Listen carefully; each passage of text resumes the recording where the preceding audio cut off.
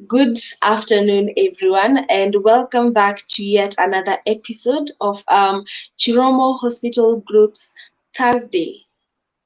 Usually, previously Thursday, but today, Wednesday, live conversation, which you're having it streaming live on our Facebook and YouTube channels. And we are honored to have each and everyone listening to this conversation.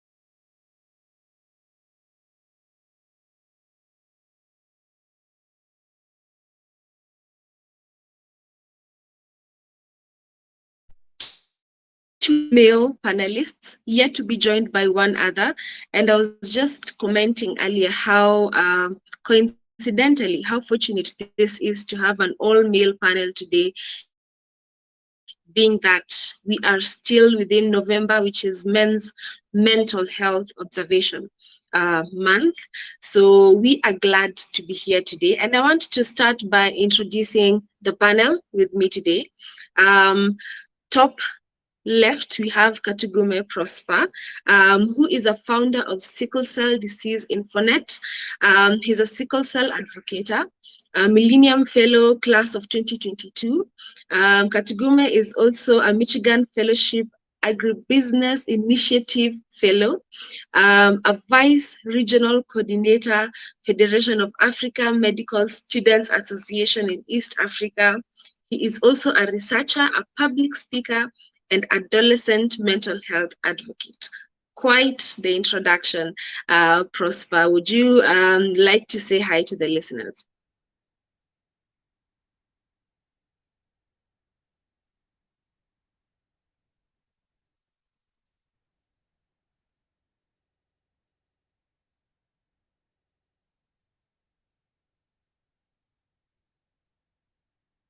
Can you hear me? Yes, I Okay. can hear you. Yes, Thank Prosper, you just say very hi to much, the the listeners before moderator. we start. Thank you very much, the moderator, for the today's session. I'm very honored and privileged to be chosen amongst the panelists for the today's session by Chiromo Group Hospital about the topic of compassion and mental health. It is my great honor, and I'm going to session. Thank you very much. I'm tuning in from Uganda, Bara University of Science and Technology. Thank you very much. Thank you so much, Prosper. Welcome to this conversation. We did have two other panelists who unfortunately have just dropped off, but once they're back, we will introduce them and also look forward to the insights into the conversation. So for those who are just joined us, we are having a conversation today around compassion and mental health. And we have this live discussion following a tweet chat that you have every Monday under the name Mindful Mondays. And this is a follow-up conversation on it where we're able to meet here and discuss about this. So this week's topic is compassion and mental health. And maybe just to pose it to you, Prosper, how would you define compassion?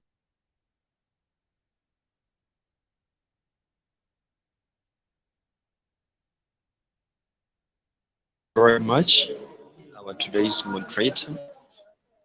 In the simplest way, compassion can be defined as suffering together. Uh, More light to this, compassion means that emotional attachment or feeling to one's sufferings, to one's hurtings, and the feel to give in your help, or the feel to help them amidst the sufferings and the hurtings they are going through. That's the summarized way I can find compassion. Thank you. So much for starting this conversation off for us. Even before we carry on, allow me to welcome the other panelists that you have with us, Fahad Changi. Fahad is joining us from Kenya. Fahad, I hope I'm getting it right, is a communications and M&E officer at Muslim Women Advancement of Right and Protection, also known as MWAP. We are honored to have you here with us today, Fahad. Maybe we'd like to say hi to the listeners before we hear your insights on the topic. Thank you, Madam Pendo. Again, how is everyone this midweek afternoon? I I am well. Checking in on myself and the people that are surrounding me. We are all good, and we hope, and I hope from my side, we are going to have a fruitful engagement out of this discussion. I come from coast of Kenya. Apart from the work that I do at MWAP, I am a human rights defender, having worked previously with, having engagement with Muhuri, Human Rights Watch, Amnesty International, and others. And we are here to at least share and be guided on how we can manage our mental health. Thank you so much, Fahad, and we are honored to have you here with us. And we had just gotten to the first question where we were discussing how you would define compassion in your own words. Compassion for me is uh, practicing empathy, fitting in someone else's shoes, talking from a point of the person who is aggrieved, talking from a point where, acting from a point where you are non-judgmental, feeling the pain of others as if it were you, and able to act on it accordingly. So for me, uh, uh, compassion is walking, just fitting in the shoes of the aggrieved. Wow. Thank you so much, Fahad, for your insight on that and for starting off this conversation. Also, on the panel, we have Kipngeno Rono, who has just joined us. Kipngeno, karibu so much. Karibu to the conversation. Kipngeno is a trained high school teacher, an agronomist, a farmer, and an environmental conservation activist. He is currently serving as a director of Grassroots Democracy of United Green Movement. He is a county coordinator of M-Shamba Limited and the founder of two organizations, that is Kericho Youth Network and Big Dream Connections. Welcome, Kipiano, to the conversation today. And I'd like to give you a chance to say hi to the listeners as well as give us your definition of compassion in your own words. Over to you. Okay, thank you so much, Ms. Pendo. So I want to say that compassion is simply, going an extra mile, beyond empathy.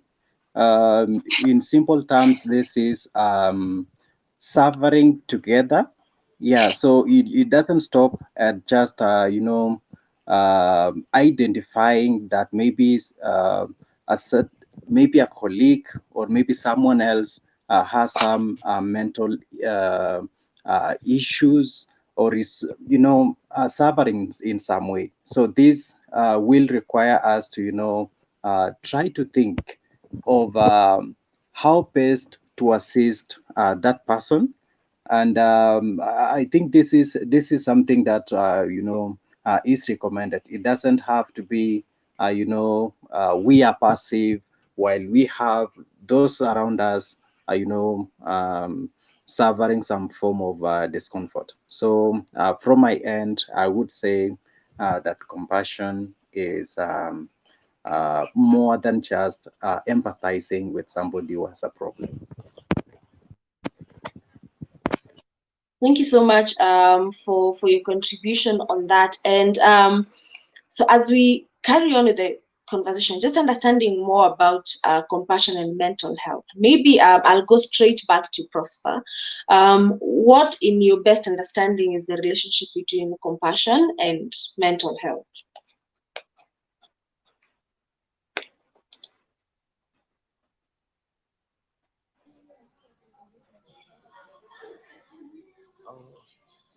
Yes, I say um, mental health, first of all, is the well-being of one's mind, and normally the conditions that affect this well-being of the mind, in one way or the other, they bring about the deficit within love, either self-love and love towards others, or even the feeling what others are going through.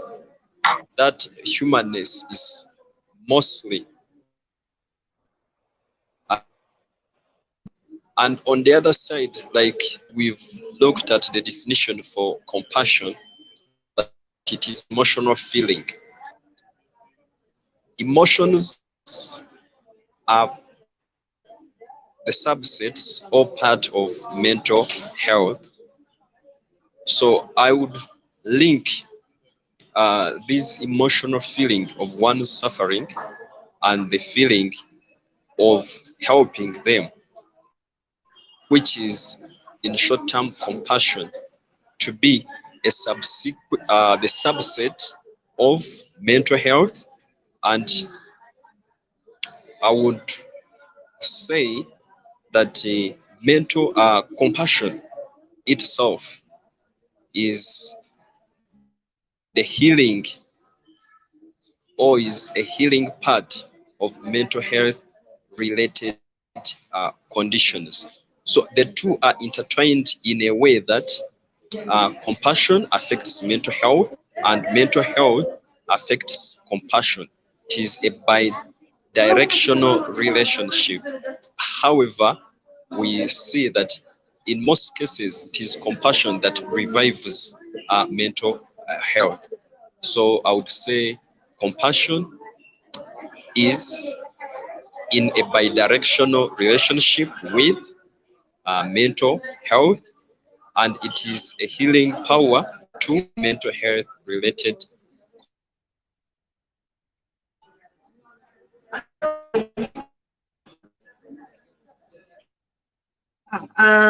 I thank you so much, Prosper, for that explanation. The bidirectional relationship between compassion and mental health, where compassion is important when it comes to our mental health in terms of recovery, and how our mental health also plays a role on whether we are compassionate, or not in certain situations. So thank you so much, Prosper, for bringing that up. I want to put the same question to the rest of the panelists. To Fahad, what is the relationship, to the best of your understanding, between compassion and mental health? Well, they correlate. Someone is walking on the edge of each other. When we mention about mental health, it goes a long way into compassion. So compassion for me rely mostly build up to a stronger mental health um, equivalent to the health of anyone who is trying to be relevant. So for me, the relationship between mental health and compassion is very similar. They go hand in hand. You want to be mental health stronger, you have to practice compassion. As my brother has put it, the correlation between the two is very, very similar to how it is orchestrated on how on the performance of each other, each person, each one's on, you know, it relies most on the outer person than the inner person. When one tries to be compassionate towards the other, you know, compassion can be derived into two: self-compassion and outward compassion. So if you want to offer compassion to someone else, mental health, then you are building the mental health of someone else. That is the correlation between the two. I don't know if I have hammered the point home. Thank you so much, Fahad, for your insight on the relationship between mental health and compassion, and how I like what you mentioned around we have compassion in two forms: self-compassion, that is compassion towards yourself, and compassion towards other people. And as we carry on with the conversation, I think we'll be able to expound more on those two and how they manifest. Rono, maybe you would also like to add on this. Do you have something that you'd like to add on the relationship between compassion and mental health that hasn't been discussed already? Over to you, Rono.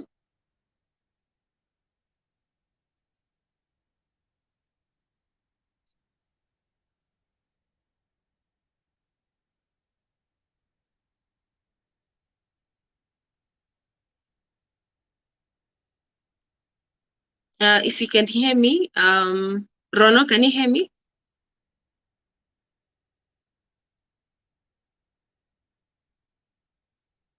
Okay, I seem to have lost him, but we'll carry on. So we're left with you, Fahad, and maybe I'd like to pose a very straight, seemingly simple question.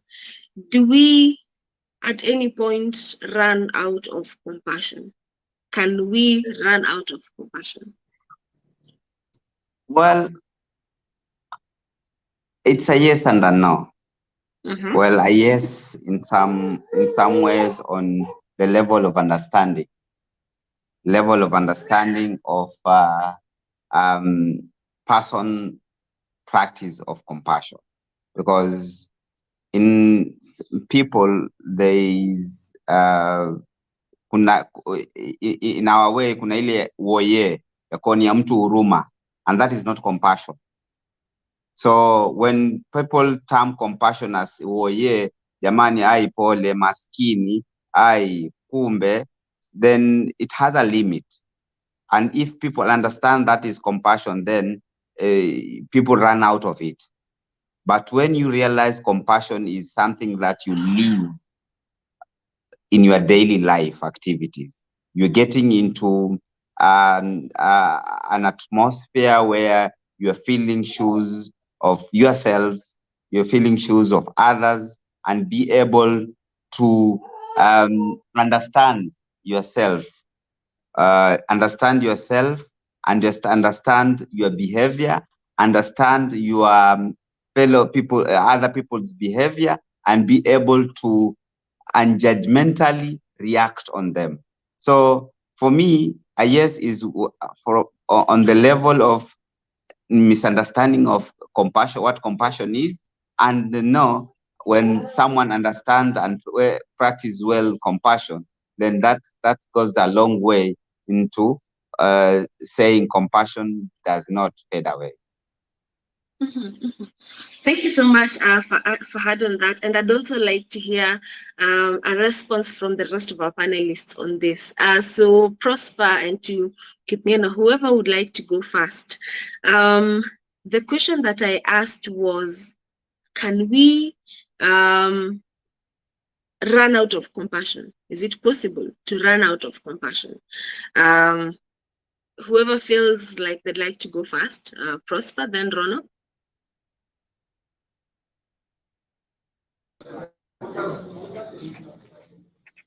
Oh, okay. Thank you very much. So yes, someone can run out of compassion, and that is most cases can be termed as the compassion fatigue. We have gotten the definition of compassion earlier before.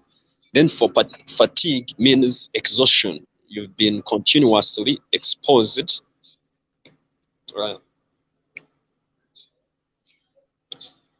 You have been continuously exposed to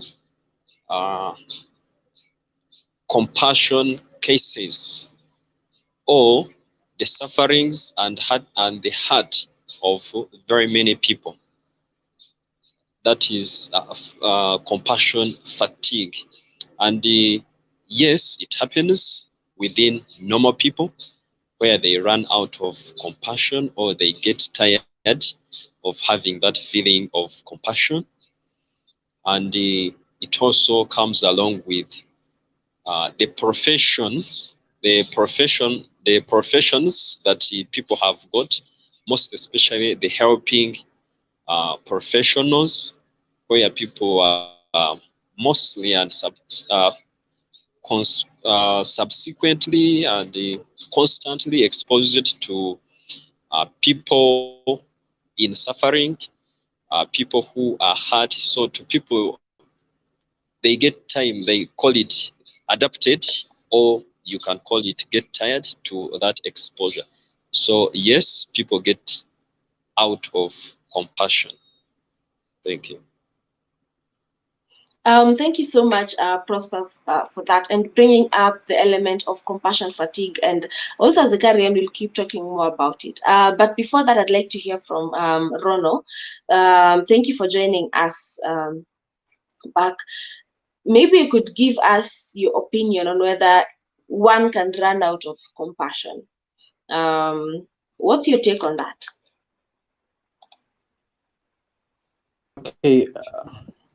Okay, thank you so much. Yeah, so there are so many instances where a person can run out of compassion, and I would want to say that this happens normally. It could be based on the environment that one is working. Yeah, you know, you could be in an environment whereby it is so busy and you have so many things to do. Maybe you have strict deadlines to meet. Maybe your colleagues are also, maybe your superiors are also putting you under, you know, strict pressure. Then that can also, you know, trigger one to, you know, not relate well, maybe with the people, depending on the kind of words that they are receiving from maybe their superiors. And this might make a person to, you know, lose some self-compassion, because if maybe you're told, for example, that maybe what you're doing, you're not good enough, maybe you are insulted, you have not met some deadline, and maybe somebody has to insult you for doing that, and this, you know, might prompt a person to hate oneself.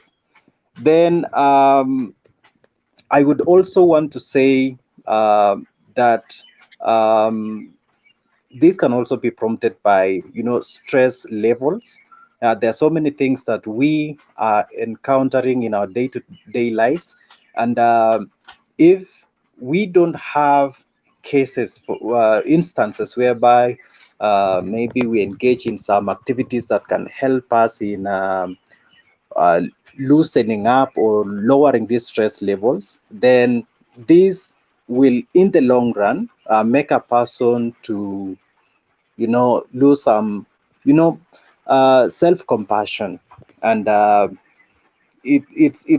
is why it is always necessary to, you know, try to understand ourselves and also those we are working with, to so that you are able to, you know, realize that maybe so and so needs some assistance in this manner, or that we can also, you know, get some recommendations, either to those people or to ourselves, on how to enhance that self-compassion. Thank you so much for bringing in the element of compassion fatigue when it comes to self-compassion and how things happening around us, interactions that you have with people around us, how those could end up affecting or rather impacting our compassion. I want to display a comment here from someone who is watching from our YouTube stream, that is Fiona K. Thank you so much for joining this conversation. We are honored to have you following. Please feel free to leave questions in the comment section for the panel to respond to as we carry on with the conversation.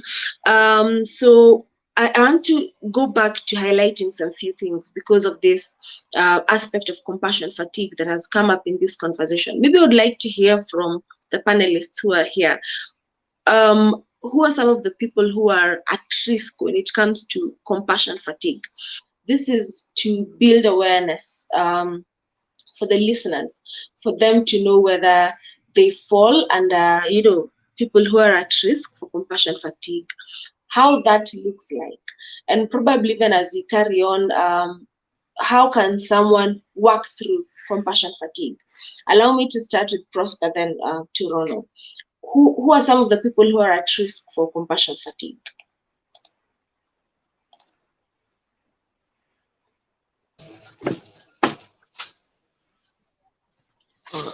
Yes, thank you for the question. Mostly, we've got the professionals. You find it is one's profession, most especially those that respond to emergencies or those that are in position of being exposed to trauma, suffering of people.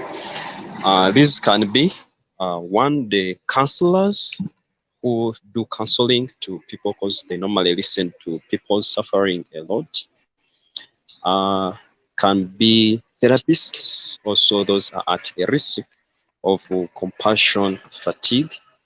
We also have those healthy workers, wards or emergency department.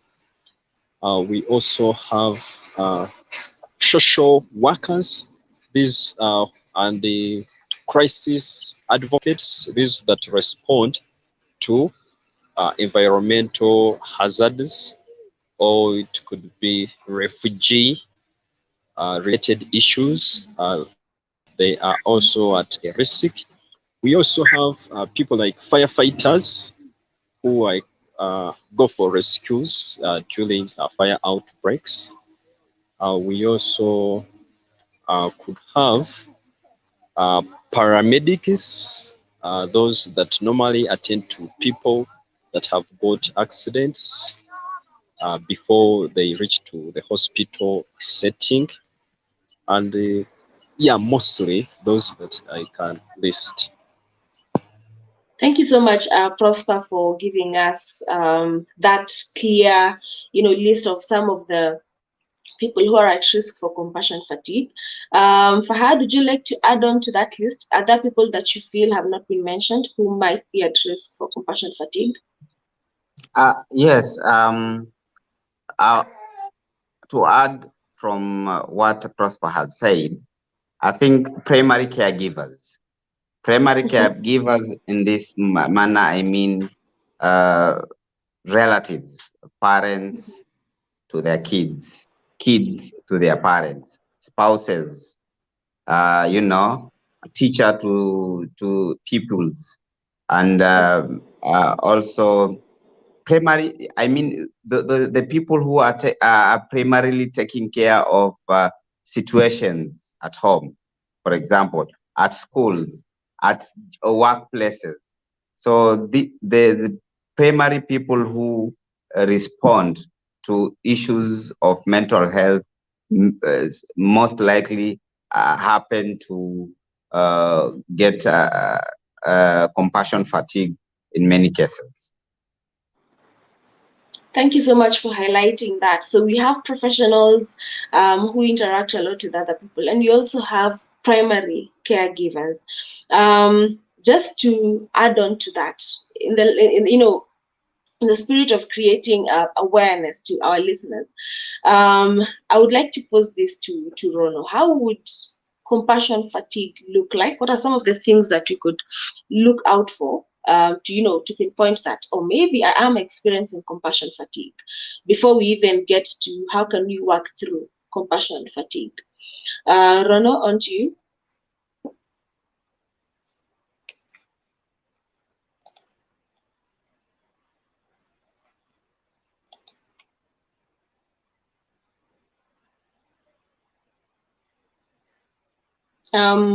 We can't seem to hear you.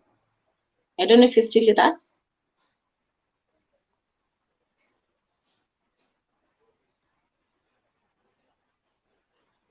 Okay, so I'll pose this question back to you, Fahad, as Rono joins us back. And the question that we were posing is, oh, Rono is here with us again. Karibu.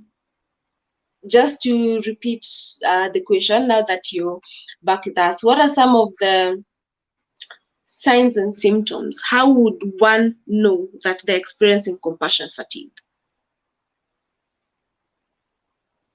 Thank you so much. So I want to point out, maybe from the workplace setup, a human resource manager, for example, can identify that maybe one of their employees is compassion fatigued if maybe their productivity goes down. Yeah, because our state of minds determines our productivity. So I think that is one of them. Then secondly, the way a person will relate to colleagues can also point out whether a person is compassion fatigued or in their right frame of mind. So if a person, for example, has a way of maybe of not responding appropriately, maybe you talk to that person and the person responds inappropriately, then such a situation, for example, could point out that maybe the person is stressed up and therefore requires some assistance. Then the same situation could also affect maybe how a person grooms oneself, maybe personal grooming. Normally, when you see a person who has maybe who has not dressed appropriately or the way you could expect, then of course it could also point to that fact. So I want to say that maybe those are the few instances, but I would appreciate maybe the contributions from colleagues. Mhm.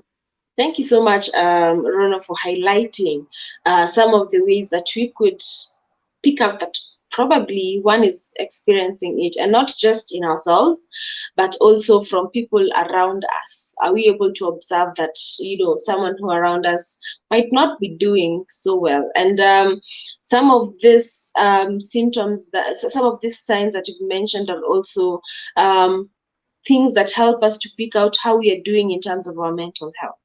Your presentation, your grooming, how you relate to the other people, also significantly affected by your mood. Your productivity, concentration, and how you're doing with other people. So thank you so much for highlighting some of those.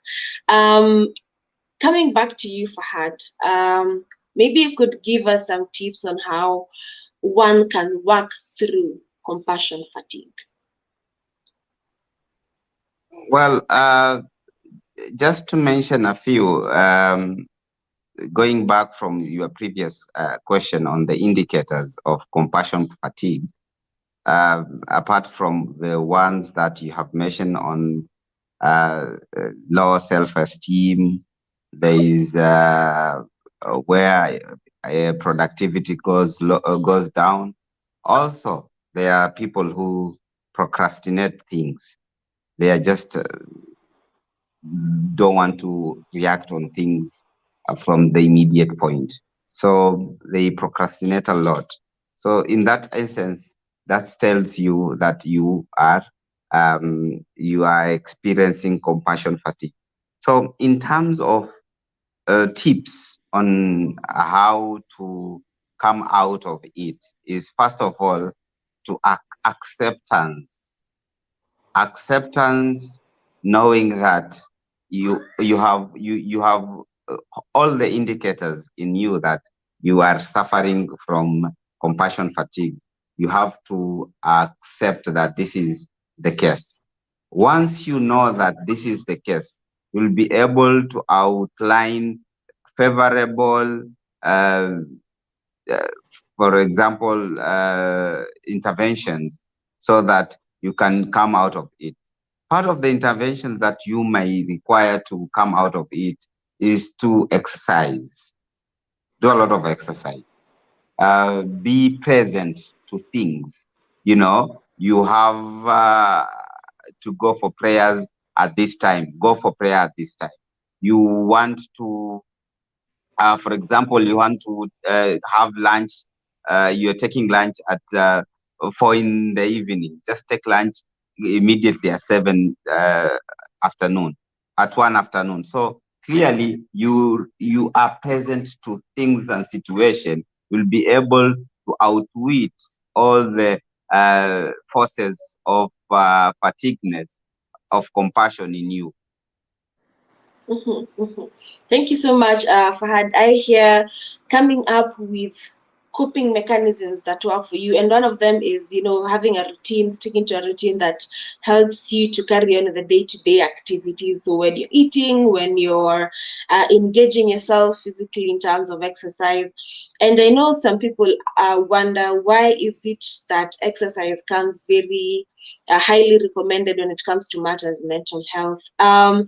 Physical exercise is one of the most natural ways to release the happy hormones in your body, hormones that make you feel re-energized, that make you feel creative, that make you feel productive. So that is why it comes very highly recommended when it comes to mental health management. Thank you so much, Fahad, for bringing that up. And most importantly, when it comes to being aware and acknowledging that I am experiencing compassion fatigue, making it normal for people to know that it's not wrong, it's not unheard of. It is okay to get to that point where you're feeling exhausted in terms of that, and the ways that one can work through it. So thank you so much for highlighting that. Going back to, focusing more on compassion rather than compassion fatigue, which compassion was the main topic for today's session. Maybe I would like to pose it to Prosper. Thank you for joining us again. What are some of the ways that we could show compassion to people who are living with mental illness? Prosper, over to you.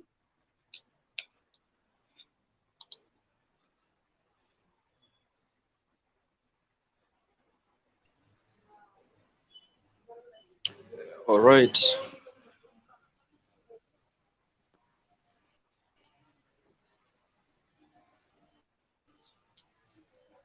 Yes, there are several ways one can show compassion to people with a mental illness, though the following deserve mention. One is listening to the affected people without any judgmental feeling. That is one. Yes, give them an ear and listen to them, to their stories, whether they make sense or they are deficient of sense. Just listen to them without being judgmental or judging them that you did wrong. This wasn't supposed to be done like this. No, just giving them an ear. That is enough way to show compassionate. The other way to show compassionate is validating the experiences of the people being affected with mental illnesses. What do I mean when I say validating? This telling them that, or assuring them that it's okay given the experiences that they have gone through. It's okay to feel exhausted. It's okay to feel depressed. It's okay to feel emotional, detached from the loved ones. It's okay whether you're a man, whether you're a woman, whether you're an adolescent or a youth. Yes, it is okay. You assure them it is okay for whatever they are going through. Then another way that we can show compassion, it is being present at any given one time to these people in case they need us. We also have understanding their situation. This means on top of paying attention, there is also understanding what they are going through. Yes, you can pay attention and fail to understand what they are going through, but these people, they also need a person who understands what they are going through. It is through understanding what they are going through that one can suggest the appropriate solution to the challenges being faced. The other way that we can show compassion, it is showing love to these people. We know love is therapy, love has got healing powers, love, it is also the medicine itself.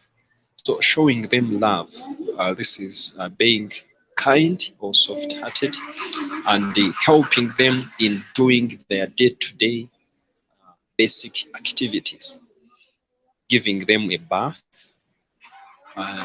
helping them putting on clothes, even laying their bed, helping them in doing simple activities in our daily activity, in our daily life. We know just part of showing love, there is also giving someone a hug. They say the physiology of this or the science of this, it also releases the happy hormones, that is dopamine and the oxytocin. These also contribute to the release of endorphins, and these are natural opioids. Or they relieve stress, they relieve pain, they even relieve headache in such a case. So love is very important in people facing mental health challenges. So that is the list that I can put down amongst the ways to show compassion to people affected with mental illness. There are many, but I just highlighted a few of them that deserved mention. Thank you. Wow. Thank you so much, Prof.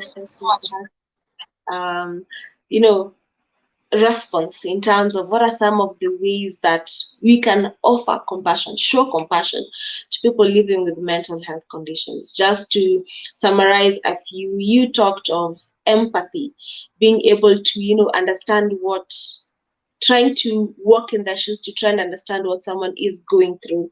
Active listening, not listening to respond, but actually giving this person an ear, validation of their experiences, and being present for in their lives. And in addition to that, just doing some few things like supporting how they look, complimenting, being there, even giving them physical support in terms of a hug, or just being present in their life. So thank you so much, Prosper, for that. On to you, Rono. Just to add to what Prosper said, what are some of the ways that one can offer compassion when it comes to people who are living with mental health conditions? On to you, Rono. Okay, thank you so much. Yeah, so I think Mr. Prospers actually said um, a lot with regards to what can be done. Yeah, on my part, I would recommend mostly, that we need to, after listening to these people, then we need to try and address the root causes of uh, the issues that are affecting these people. Yeah, because if there are certain factors that led to these people maybe to, have some mental issues, then I think the best way would be to try and address those issues.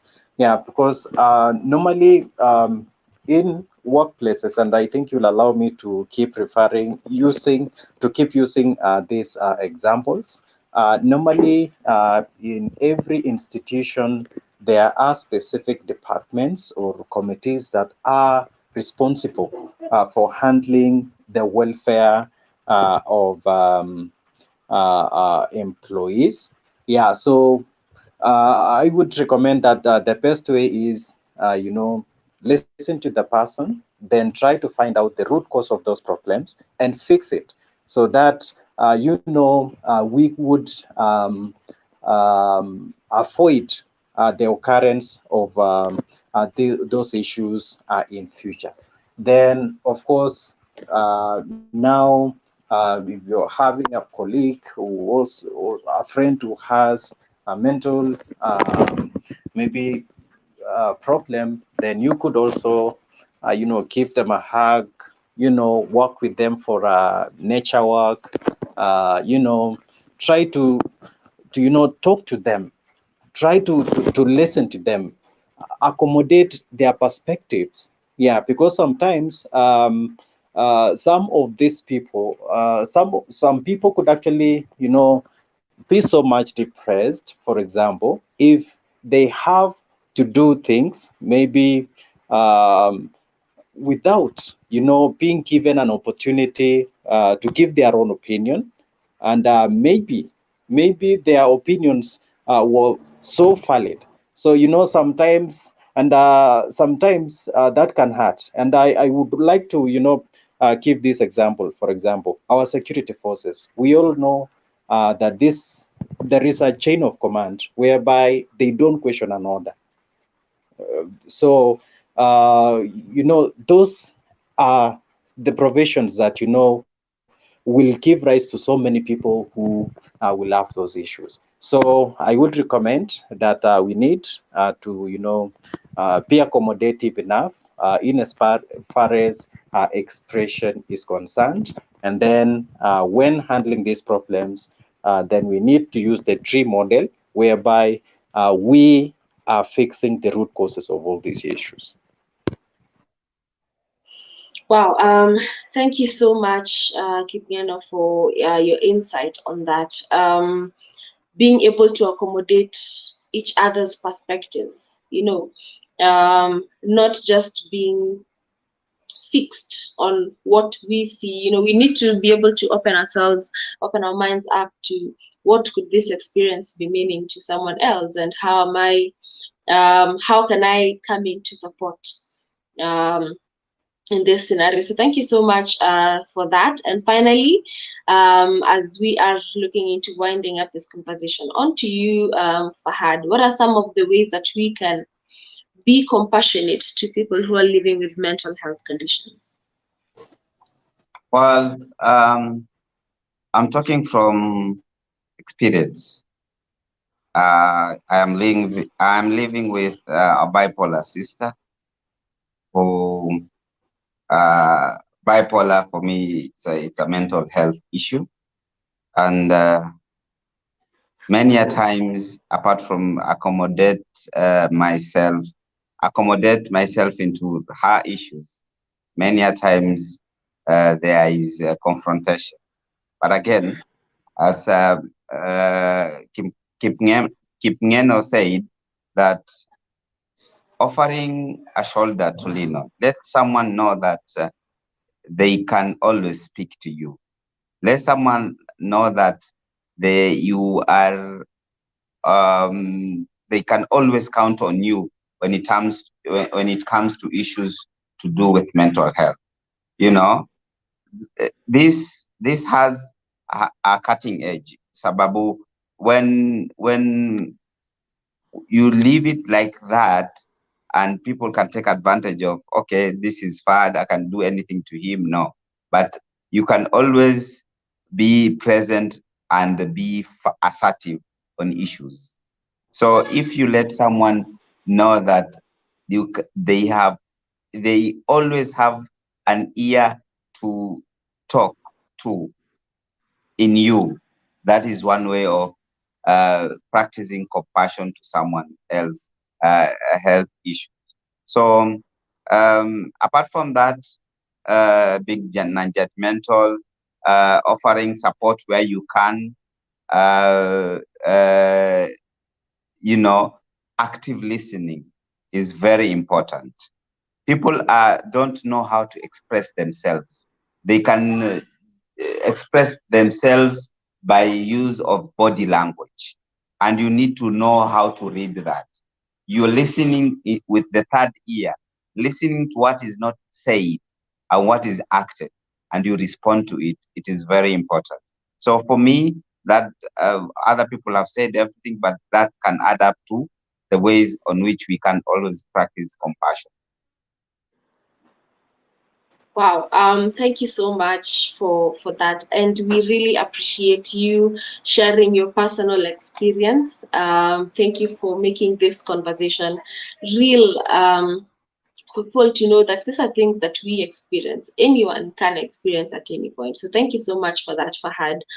Always offering a shoulder to lean on, active listening, not just listening to respond, active listening, lending them that listening ear. So thank you so much, Fahad, for mentioning that.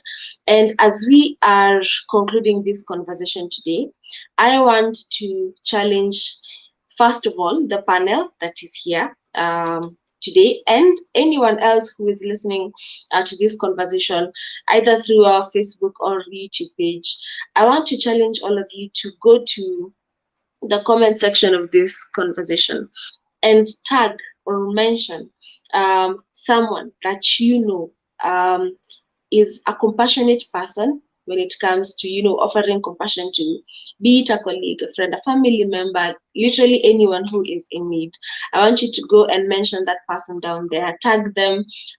Let us appreciate these people. So that is a call to action to the panel, and then to anyone else who is listening to this this conversation today. And as we end this conversation, I want to remind you that we have our Mindful Mondays conversation every Monday on our Twitter page, that is at Chiromo Host GRP, from 10 a.m. On different topics. So this week we are talking about compassion. Next week we'll be talking about empathy. And let us join together. We are looking forward to seeing and hearing your insights on this conversation. And at the same time, I want to also draw attention to anyone out there who feels like they would like to speak to someone, that they would like to get support. I want to share our toll-free number, which is displayed on our screen. That is 0800 220 On the other end of this line is a psychologist. So this is shared to anyone at any time. It's on 24/7 for you to get support when you need it. So share it as much as you would like. Remember, you're not alone. Let us have this open conversation around mental health. Tufunguke to those who are listening to us and are not conversant with Kiswahili. Tufunguke is Swahili for let us open up. Let us talk about, you know, matters mental health. Let us work together to break the stigma around mental health. So I want to thank our panelists today, that is to Kipngeno Rono, to Katugume Prosper, and to Fahad Changi for being with us and for sharing your insights in this conversation. We are honored to have you. And we want to also send a special appreciation to everyone who has been watching this conversation through the streaming platforms. We are looking forward to having more of this. And let us work together to end the stigma around matters mental health. So that brings us to the end of this conversation. Thank you all and have a good evening.